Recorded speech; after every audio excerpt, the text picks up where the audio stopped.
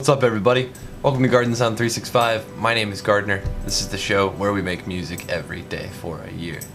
Today's video is going to be kind of short. I really want this to serve as an opportunity for me to talk about a few things. I just feel like we need a little catch-up session. What I see from so many electronic music writers these days is a resistance to learning theory and a resistance to working on a song formally. I see a lot of people asking for mix critique. But I don't see a lot of people taking into consideration theory. I don't see a lot of people taking into consideration, hey Windows, I don't see a lot of people taking into consideration their song form. And that's something I want to address. And I want to also say that when I do see it, it's so granular that it chokes and strangles the conversation. So it's like there's two extremes. The no theory camp, and then there's the over-analysis via theory camp. And there's no middle ground. And I'm here to tell you that I want that middle ground to flourish on our channel. I want it to flourish on our Discord server. I want that conversation to be had more often, where you don't have to have every single note accounted for with theory. Theory is not accounting. You don't have to have every single dollar and cent down to the, penny accounted for. That's not how theory should work. If you've watched my Deadmau5 series, you know that theory is something I kind of nod at. I say, hey, there's some theory going on here. But here's the thing, without a knowledge of theory, you can still enjoy that song. But I want to caution people from thinking that you can be a successful and you're not gonna be next level without putting theory into your music. And I think Deadmau5 is a very good example of what happens when you combine excellent production with good music theory. Notice I didn't say great or excellent music theory, good music theory. You don't need excellent music theory to make a hit, but you do need some.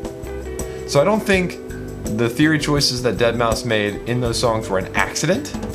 I also don't think that they make the song. I do think, however, that if we look at his song as a whole, if we take out the theory and just had some random chords instead of the way that his progressions work, the song would not be as strong.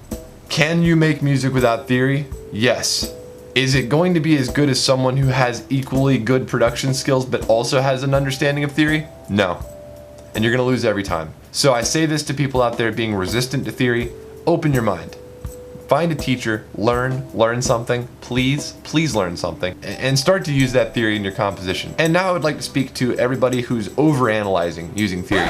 Stop fucking having a circle jerk with theory. You're giving it a bad name, and you're making people like me look like assholes. At the end of the day, no one can really make you look like an asshole except for yourself, so I'll say that. Only I can make myself look like an asshole. But listen, you're giving theory a bad rap. You don't have to analyze everything down to the note. That was for serialism. If you want to do that, go in a time machine, go back to the early 20th century, hang out with Schoenberg, hang out with Anton Webern, hang out with Berg. Go ahead. Y'all can all have a circle jerk about your 12-tone rows and your inversions and your retrograde. Have fun with that. But listen, chill the fuck out. You're making other people who don't know anything about theory scared of learning theory. You are hurting the cause. Fucking relax. Go out there, keep writing music, acquire a working knowledge of theory. Don't let it infect your music so that you're obsessing about it. We've already tried that with music. It didn't last. That mindset, that very structured over-analysis of music didn't really last. About 35, 40 years of good success in the art houses, but that was it. We've moved on.